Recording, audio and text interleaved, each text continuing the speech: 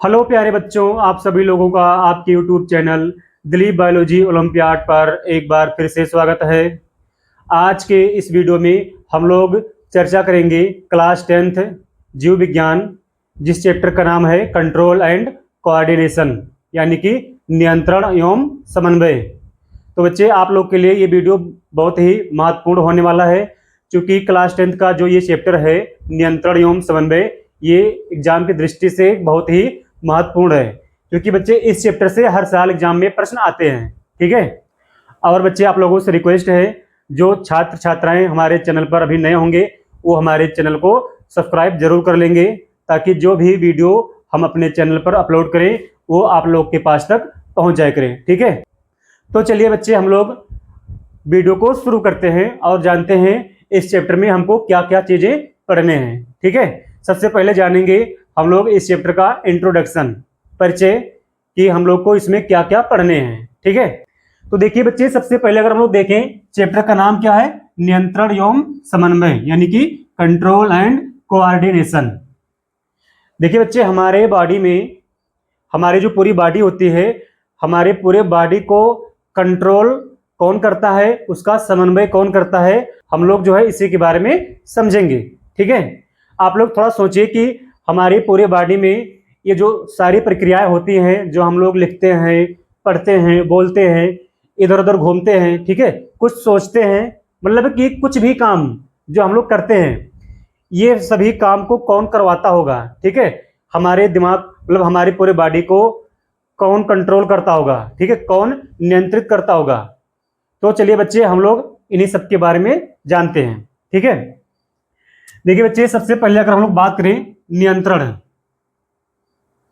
यानी कंट्रोल, तो कंट्रोल का मतलब क्या? जैसे मान लीजिए आप लोग चल रहे हैं, ठीक है, हम मान लीजिए यहाँ पर लिख रहे हैं, ठीक है, हम यहाँ पर लिख रहे हैं, अगर हमारे हाथों पर हमारा कंट्रोल ना होता तो हम कैसे लिख पाते?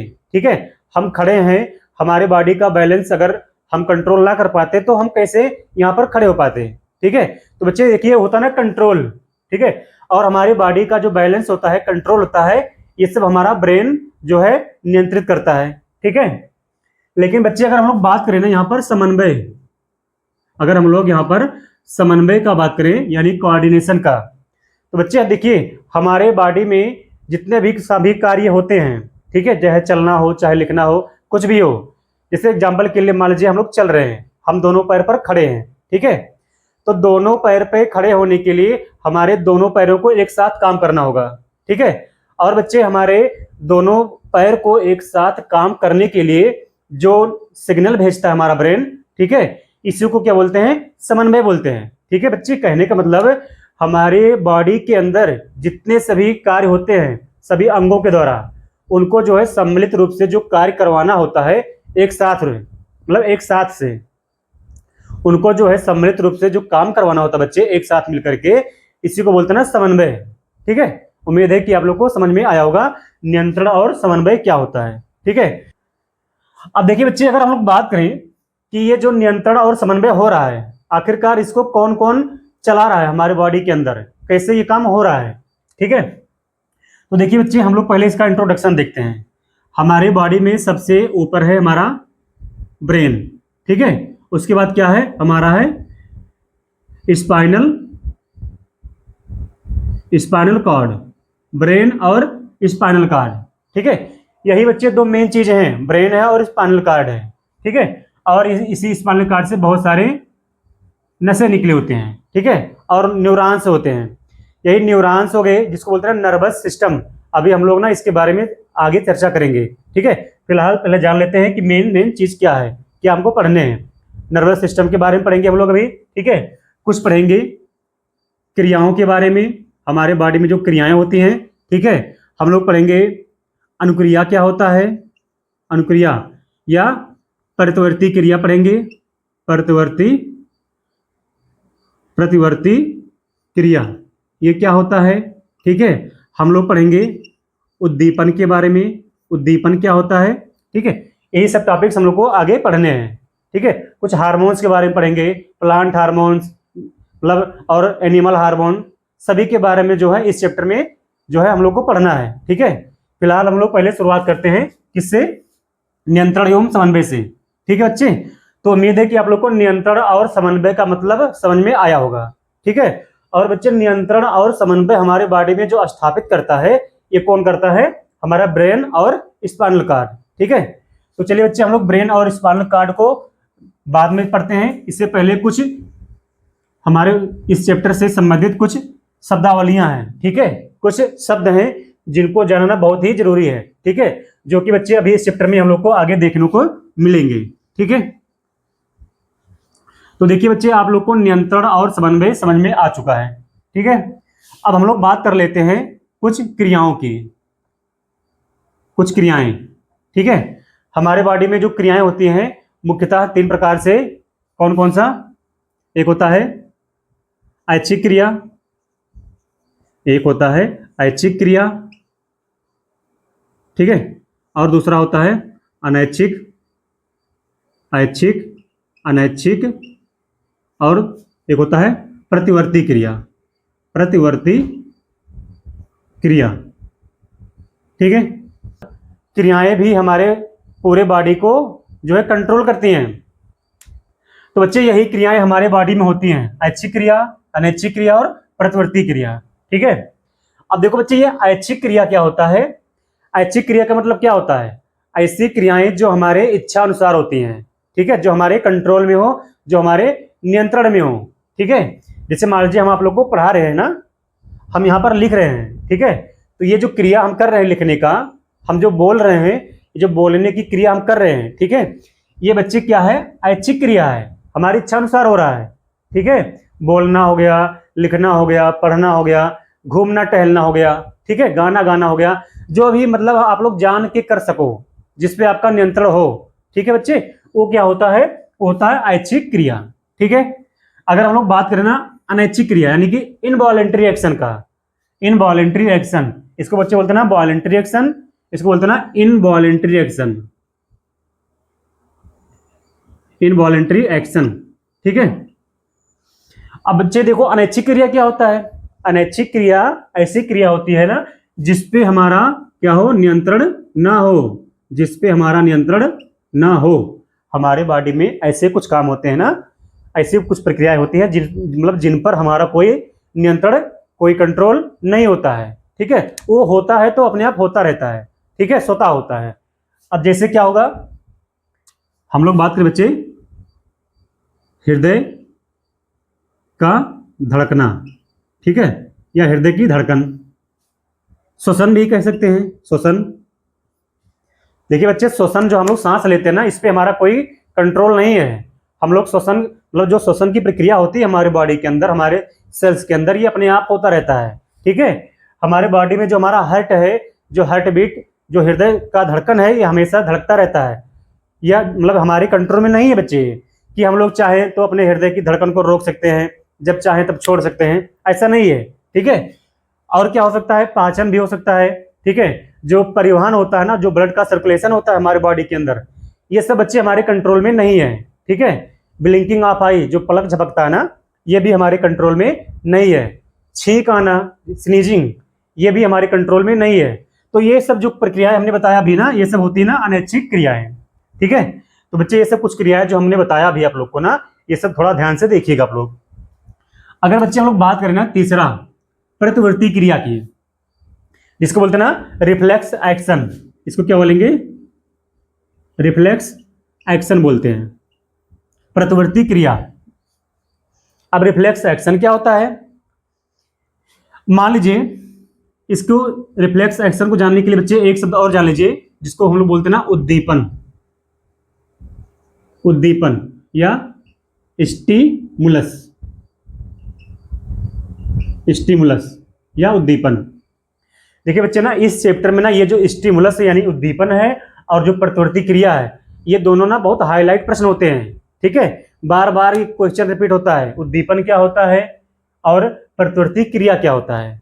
ठीक है, तो बच्चे आप लोग इसको एक एग्जाम्पल समझिए। जैसे मान लीजिए यहाँ पर एक कप रखा हुआ है, ठीक है, इस कप में चाय है एग्जाम्पल के लिए, ठीक है, और ये चाय काफी गर्म है। ठीक है, और कोई व्यक्ति इसमें जो है उंगली डाल दिया, ठीक है, एग्जाम्पल के लिए चाय में उंगली डाल दिए और चाय काफ़ी गर्म है। ठीक है, तो बच्चे जैसे हम लोग चाय में उंगली डालेंगे ना, हमारा हाथ जल जाएगा।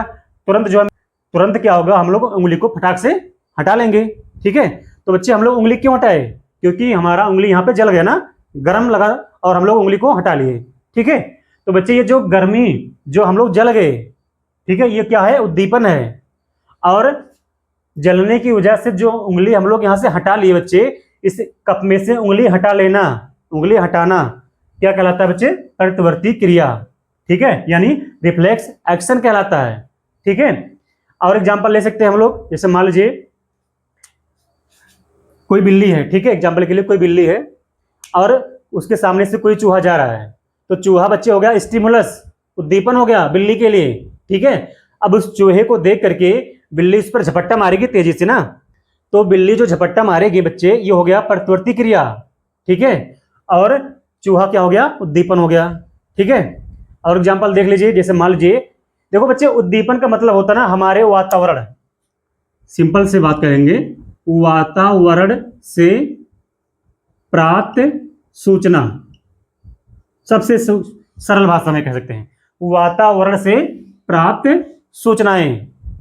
ठीक है, जो भी सूचनाएं हमको वातावरण से मिलती हैं, ठीक है, वो सब सूचनाएं क्या होती हैं, उद्दीपन होता है। चाहे ठंडी हो, चाहे गर्मी हो, चाहे बरसात हो, ठीक है, चाहे कोई कुछ काट लिया हो, चाहे जल जाए, चाहे कुछ चुभ जाए हमारे बॉडी में कहीं, जैसे मान लीजिए आप लोग कहीं घूमने जा रहे हो, ठीक है, और पैर में कांटा चुभ जाएगा, तो जो बच्चे कांटा चुभा वो हो गया उद्दीपन, वो भी तो हमारे वातावरण का एक भाग है।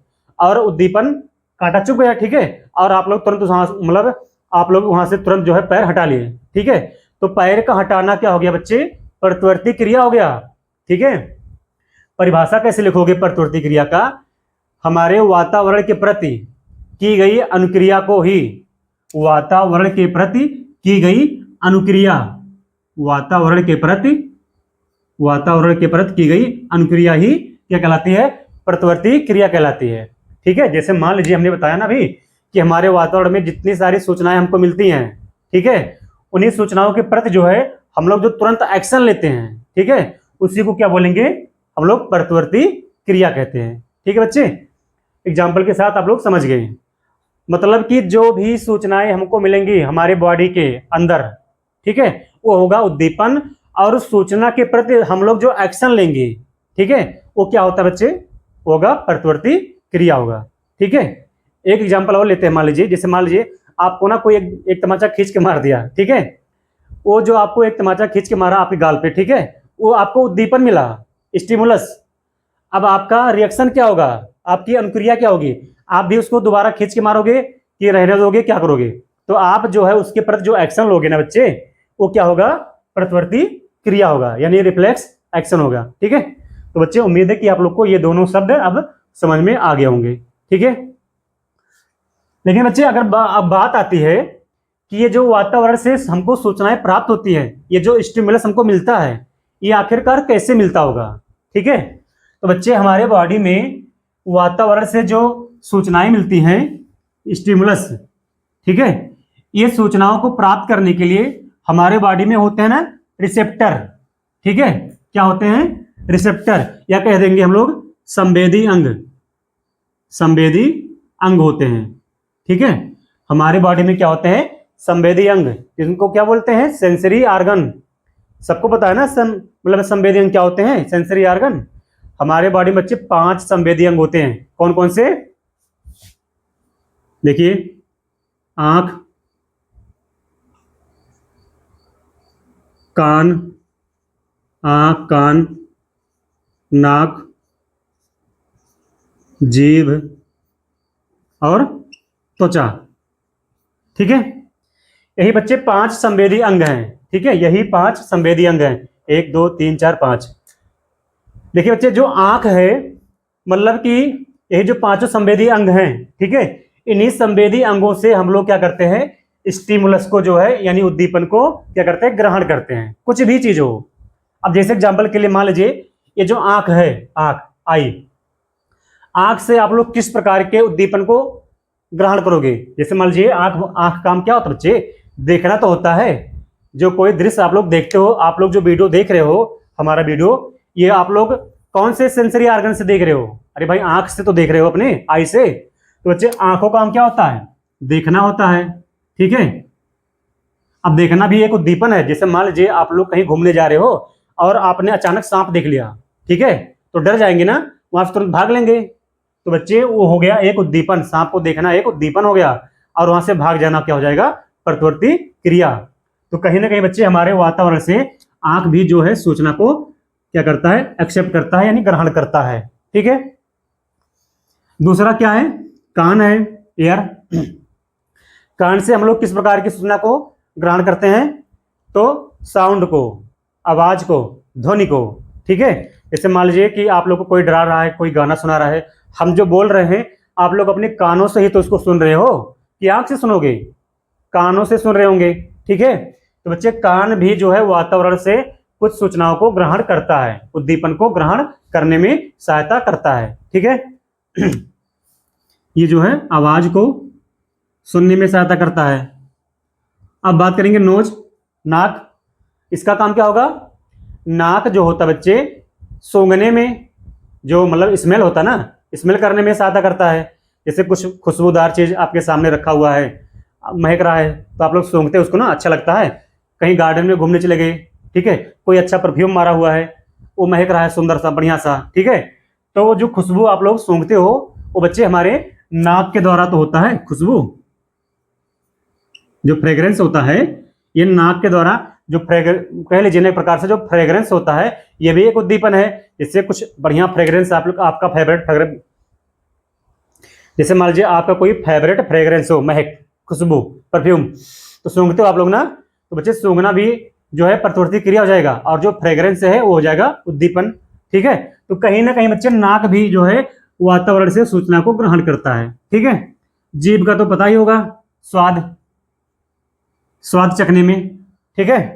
त्वचा क्या करता है? महसूस करता है। वातावरण से जो है कुछ सूचनाएं जो मिलती है ना, जैसे मान लीजिए कोई आपको ऐसे क्या कर दिया, चिंगुटी काटा, पिंच कर दिया, जैसे मान लीजिए आपको कोई पिंच कर दिया पे, ठीक है, तो आपको तुरंत पता चल जाता ना। तो बच्चे वो पता क्यों चला? या आपको कोई मतलब जैसे मान लीजिए आप लोग कहीं गए, ऐसे कोई गर्म वस्तु है, टच किए, ऐसे जल गए, तुरंत हाथ हटा लिए, तो जो गर्माहट का एहसास हुआ वो आपके स्किन से होता है, त्वचा से होता है। या एग्जाम्पल के लिए आपको जब बहुत तेज गर्मी लगती है तो बच्चे वो त्वचा ही महसूस कराती है। या ठंडक, बहुत जब ठंडक का एहसास होता है तो बच्चे त्वचा से ही एहसास होता है। अभी आप लोग बर्फ ले लो, यहाँ पर रखोगे ना, त्वचा ही उसको महसूस करेगा, ठीक है। तो कहने का मतलब हमारा बच्चा कि ये जो संवेदी अंग है, सेंसरी ऑर्गन है हमारे बॉडी के अंदर 5, यही जो संवेदी अंग है, यही जो है उद्दीपन को जो है ग्रहण करते हैं, ठीक है। और बच्चे जिसके प्रति जो है हम लोग क्या करते हैं? एक्शन लेते हैं, यानी कि प्रतिवर्ती क्रिया दर्शाते हैं, ठीक है। तो उम्मीद है बच्चे कि आप लोग को इतना सब समझ में आया होगा, ठीक है। अब हम लोग बात करेंगे इसके बाद किस चीज का? नर्वस सिस्टम का। अब हम लोग बात करेंगे तंत्रिका तंत्र का। ये सब बच्चे जो आप लोग सूंघते हो, सुनते हो, स्मेल करते हो, ठीक है, स्वाद चखते हो, ये सब बच्चे आप लोग क्यों जान पाते हो? ये सबको इन सब का डिसीजन लेने के लिए जो है हमारे बॉडी में हमारा जो ब्रेन है यही सब डिसीजन लेता है। जैसे आप लोग सोचते होंगे ना कि आप लोग कोई खूबसूरत दृश्य देख रहे हो, तो किस चीज से देख रहे हो आप लोग? कहोगे आंख से। नहीं बच्चे, आंख तो हमारा एक स्रोत है देखने का, एक जरिया है।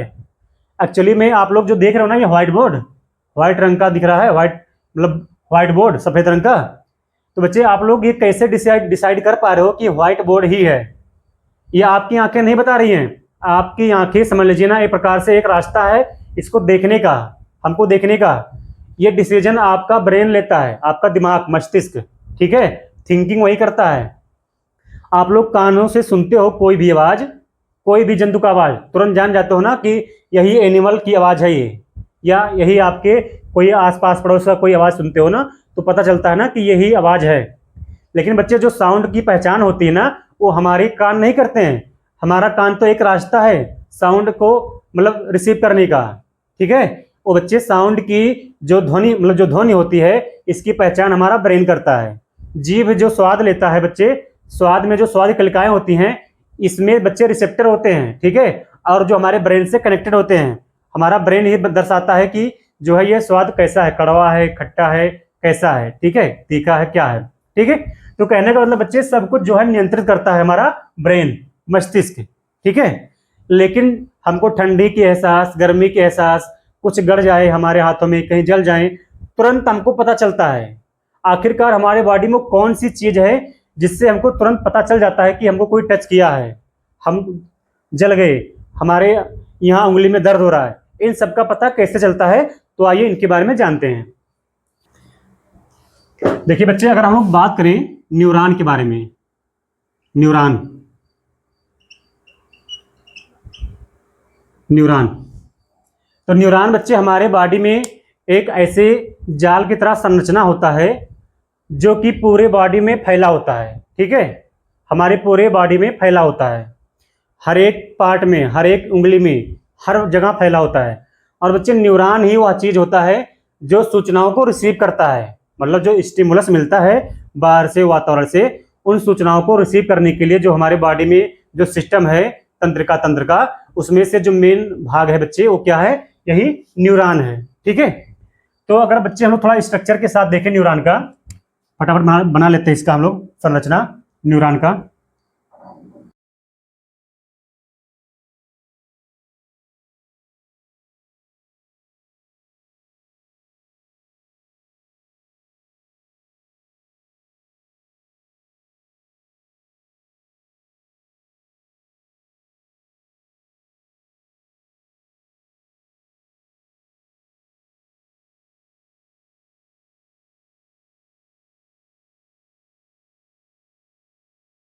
नाम लिख देते हैं। ये जो बच्चे आप लोग को ना ब्रांचेस, शाखा युक्त दिख रहा है ना, ये सब चीजें, ये ये इसका नाम क्या होता है बच्चे? इसका नाम होता है दुर्मिका। हम यहां लिख देते हैं, इसका नाम क्या होता है? दुर्मिका, जिसको बोलते हैं ना डेंड्राइट्स, ठीक है। और ये जो खाली जगह बचा हुआ ना, ये, ठीक है, इसको बोलते हैं ना कोशिका काय, कोशिका काय, या साइटॉन बोलेंगे, या सेल बॉडी बोल सकते हैं, ठीक है। और बीच में ये तो केंद्रक है ही, न्यूक्लियस, ठीक है। और बच्चे ये क्या होता है? तंत्रिकाक्ष होता है, या कह लीजिए एक्सॉन, AXON, या तंत्रिकाक्ष, नाम याद रखिएगा। ये तंत्रिकाक्ष एक नली है, एक रास्ता है जो सूचनाओं को यहाँ से रिसीव करेगा और लास्ट छोर तक पहुंचाएगा, ठीक है। और लास्ट में ये होता है तंत्रिका सिरा, तंत्रिका सिरा, ठीक है, जिसको बोलते हैं ना नर्व एंडिंग बोलेंगे, ठीक है। अब चलिए फटाफट समझ लेते हैं इनको हम लोग। देखिए बच्चे, यह है एक न्यूरॉन का स्ट्रक्चर, न्यूरॉन की संरचना। इसमें मुख्य रूप से जो जो पार्ट हमने लिख दिया, जो इस साइड में दिख रहा है आप लोग को, ये उलझा सा बाल की तरह, इसको बोलेंगे दुर्मिका, ठीक है, या डेंड्राइट्स बोलेंगे। और बच्चे दुर्मिका के बाद ये जो खाली स्थान दिख रहा है आप लोग को ना, इसको बोलेंगे साइटॉन। क्या बोलते हैं इसको? साइटॉन बोलते हैं, या कोशिका काय बोलेंगे, यहाँ लिखा है कोशिका काय, ठीक है। अब बीच में होता है केंद्रक, न्यूक्लियस, और इससे आप लोग को देख रहे हैं पतला सा एक ट्यूब की तरह दिख रहा है संरचना, जिसको क्या बोलते हैं? तंत्रिकाक्ष बोलेंगे, या बोलेंगे एक्सॉन, ठीक है। अब बच्चे एक्सॉन के बाद लास्ट छोर पे क्या है? तंत्रिका सिरा है, ठीक है। अब ये काम कैसे करता है? देखिए बच्चे, यही न्यूरॉन जो है, ये हमारे हर एक आर्गन में, मतलब हर एक उंगली में है, हर जगह पे मौजूद है। जैसे मान लीजिए यहाँ उंगली में मतलब ये न्यूरॉन है, ठीक है, और इसका ये वाला हिस्सा सामने की ओर होता है, ठीक है। अब बच्चे ये जो दुर्मिका होता है ना, दुर्मिका, ये क्या करता है? यही सूचनाओं को क्या करता है? ग्रहण करता है, ठीक है।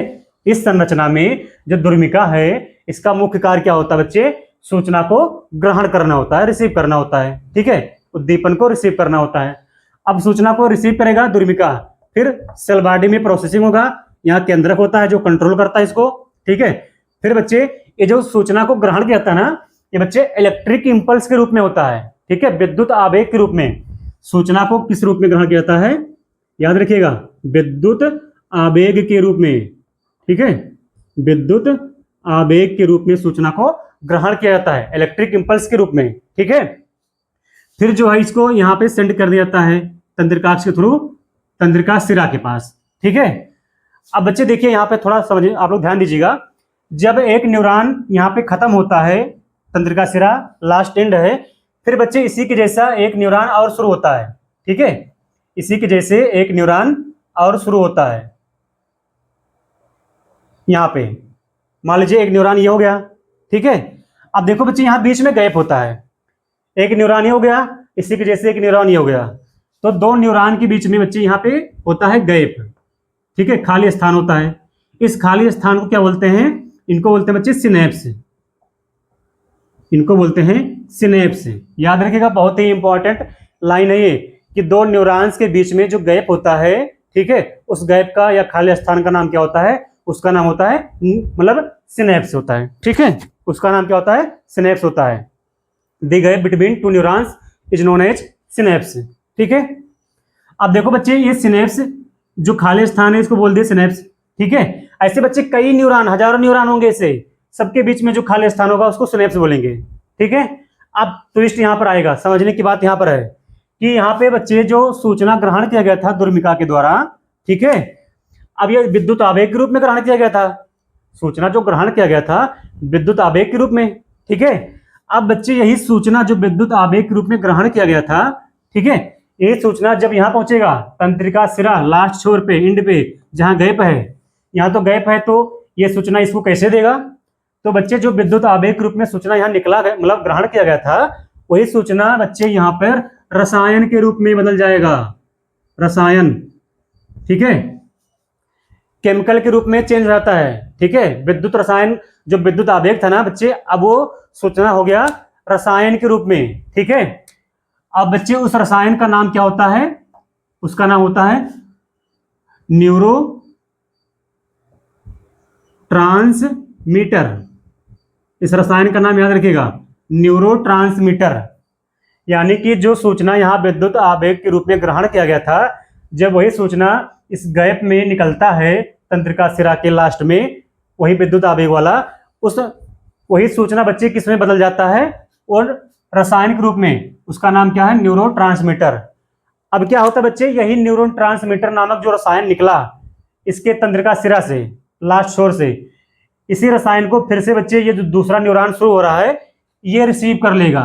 ठीक है, और बच्चे यही सूचना चलता जाएगा और लास्ट में कहाँ पहुंचेगा? हमारे स्पाइनल कार्ड और ब्रेन तक पहुंचेगा। ठीक है, फिर उधर से आदेश आएगा कि वो काम करना है कि नहीं करना है। जैसे मान लीजिए कि जलने वाली सूचना यहाँ पर रिसीव किया गया, अब वो बच्चे देखिए इतना स्लो हम बता रहे हैं ना, इतना स्लो काम होता नहीं है, ये करंट के रूप में बहुत स्पीड जाता है और फिर उतना ही स्पीड में वापस सूचना आ भी जाता है, तब जाकर के हम लोग वहां पर कोई एक्शन लेते हैं। ठीक है, तो इस तरीके से बच्चे यहाँ पर काम होता है। ठीक है, तो बच्चे उम्मीद है कि आप लोग को ये जो है न्यूरॉन का संरचना और इसके जो कुछ पार्ट्स के नेम है और इनके जो कार्य है बच्चे आप लोग को समझ में आया होगा। ठीक है, तो बच्चे अगर किसी बच्चे को कोई डाउट होगा तो आप लोग कमेंट करके पूछ लीजिएगा। हम लोग बच्चे ये वीडियो यहीं पर अब खत्म करते हैं, क्योंकि वीडियो काफी लंबा हो जा रहा है। ठीक है, अब हम लोग बच्चे कल शुरू करेंगे अगले वीडियो में नर्वस सिस्टम के बारे में। तंत्रिका तंत्र जो है मेन, केंद्रीय तंत्रिका तंत्र और परिधीय तंत्रिका तंत्र, यानी ब्रेन के बारे में पढ़ेंगे डिटेल से और स्पाइनल कार्ड के बारे में डिटेल से पढ़ेंगे। ठीक है, फिलहाल बच्चे ये वीडियो हम लोग यहीं पर समाप्त करते हैं। ठीक है, अगर बच्चे आप लोग को वीडियो अच्छा लगा हो तो आप लोग हमारे चैनल को सब्सक्राइब जरूर कीजिएगा। ठीक है, और बच्चे आप लोग को कहीं भी कोई डाउट रहेगा तो आप लोग कमेंट करके पूछ सकते हैं। ठीक है, तब तक के लिए थैंक यू, धन्यवाद।